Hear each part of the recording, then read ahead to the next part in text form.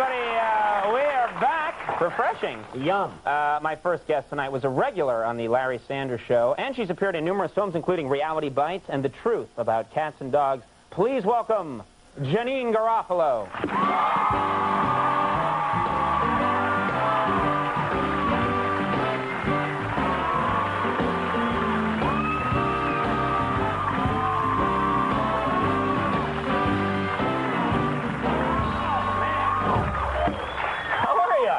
Thank you. I think those are very cool, those sneakers. Oh, thanks. I got them today. Did you really? Yeah. Mention the company and you'll get them free. I'm kidding. No, don't really. I don't know what they are. You know, they're very, I passed a store, I'm going to sound like an old man now, but I passed a store the other day, like down in the village, that has all the newest sneakers. And they're making them, they're trying to outdo each other. Yeah. On the size of, like, the heel, first of all. You can have, like, 14 inches of foam now. Yeah. And also how far out it goes. And basically, I was looking in the window and I thought, you could sell clown shoes legitimately as sneakers now. You could say, here's a pair of 1968 clown shoes. It's our latest.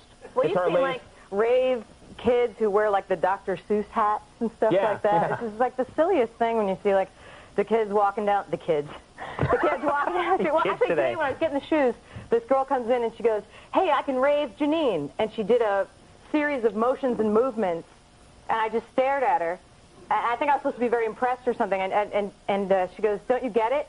And I said, what does that mean to rave? And she goes, don't you go to the clubs? And I said, well, I've heard of raves, but I didn't know it was like a concept of something to do with hand motions and communications. Wait like a minute, hula dance. you can rave somebody? I didn't know that. I didn't know that either. Is that a thing, kids?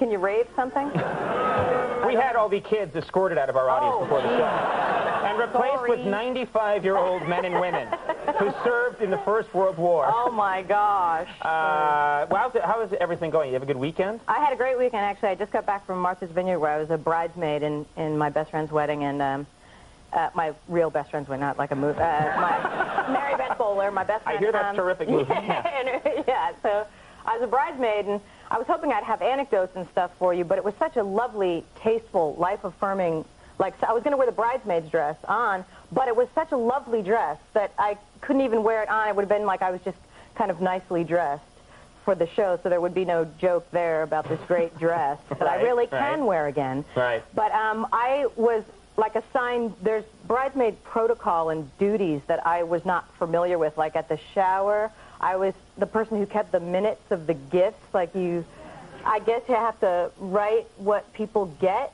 to record it, so for thank you notes or something. That's a pain in the ass. I know, so I had, but the funny thing was, is like after like a bottle of wine, my handwriting goes arcing down, sloping, and all it says on this piece of paper that she couldn't decipher was, wow, what a spatula. Or, hey, get a load of that dish. I get like that thing, and then it was like spiral writing or something, but it was really great. And then when we were leaving the island on this little 19-seater plane that was Where was the wedding? It was in Menemsha, in Martha's Vineyard, in Martha's Vineyard. Island. Okay. And so we're leaving the island. There was this guy who was getting our plane, this 19-seater, and then meeting a connector in LaGuardia to go to the Chicago Bulls game. And this guy was like the most amped ex-frat daddy, like weekend on the vineyard guy who was really psyched about these tickets, and our plane was delayed an hour and 15 minutes. I don't know if you've ever sat shoulder to shoulder with a guy with tickets to the Bulls Jazz game who knew he was going to miss his connector. But we were like, that man was a coil of emotion, and he ordered 3 cans of Bud at one time to have, and stacked them up, cracked, and just drinking. And he was just, he couldn't believe when they would keep announcing delays. Like, I thought this guy was literally going to strangle the flight attendant, and he was one of those guys that when the plane lands, he starts standing up. And you know the stewardess gets really mad. Please stay in your seat until we are at the gate. You, sir, until we are at the gate. Like, she was really mad, and he was about to pounce on her. But he just, I think that was, what is the Utah Jazz? I don't understand.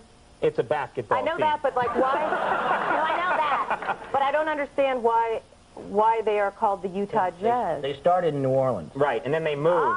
Oh, but it is confusing, because you think Utah, world of jazz. It's so jazz-worthy. I know. I lived in Utah for 3 months, and that is, believe me, the least jazz-worthy, thinking outside the box, selective center kind of place. You miss out, Daddy-O. I know. They're there. behind that mountain goat? It's a jazz hipster. I never understood Mormon that. jazz cat with the goofy beards.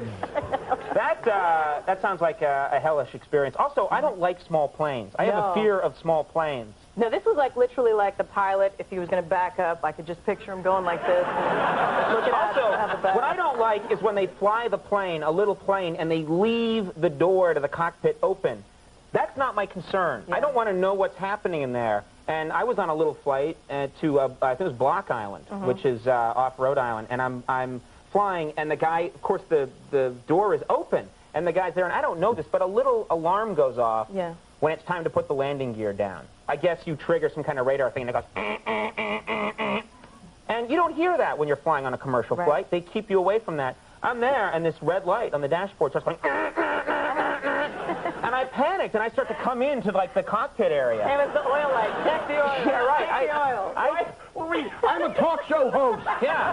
What the hell did you think you were going to do? I thought I could do something. I thought I could. I did. I came in there. I lean in. What are you doing in here? I've talked to David Hasselhoff 4 times. I'm taking this baby down. One time I was on a 6-seater where you had to be weighed before you got on the plane. That's humiliating. And it was not just like a scale. It was like a big old-timey TYME scale, like with a big old clock weight thing. So anybody in the airport sees like whatever you weigh on the thing, and then they decide where you sit from that. It was so offensive. Like they had me sitting here, and then a guy, like a big dude, like here, and I'm like, oh, I'm his ballast. I'm on par with this. A strapping young fellow, you know? If the plane had crashed, it would say, you know, he was killed and his ballast. Now, the only thing I can think would be worse is if they made you take off your clothes and, like, put on a diaper. Oh, they did. To be weighed. They did. They did? Yeah. Oh, okay, well, there you go. Just sitting in front of a jail. Did they make you? I volunteered to wear the adult diaper. That diaper was there already. Well, Speaking of adult diapers, that could bring us to, I wanted to, the next anecdote. What?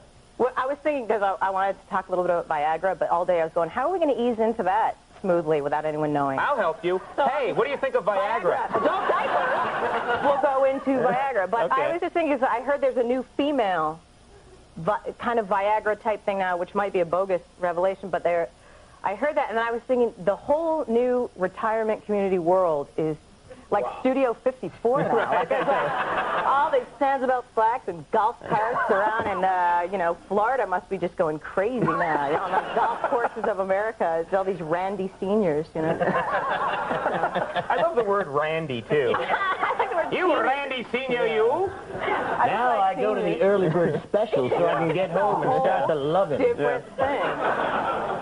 So. But also Viagra, you know, we did, everyone's been doing jokes about it. So now I'm actually afraid to do a Viagra joke because I think someone else must have done this joke by now. Well, the only reason I was going to talk about it tonight is because I heard this morning about the female one, which blew my mind. How would the female one work?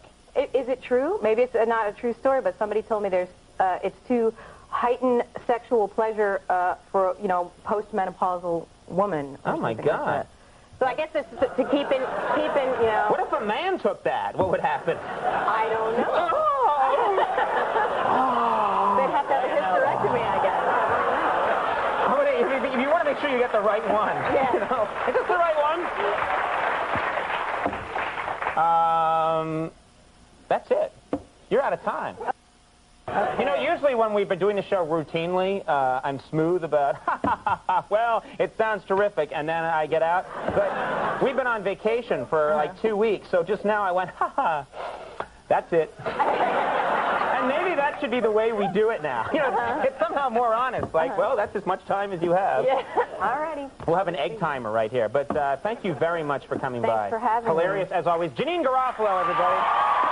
Louis C.K. coming up. We'll do right back.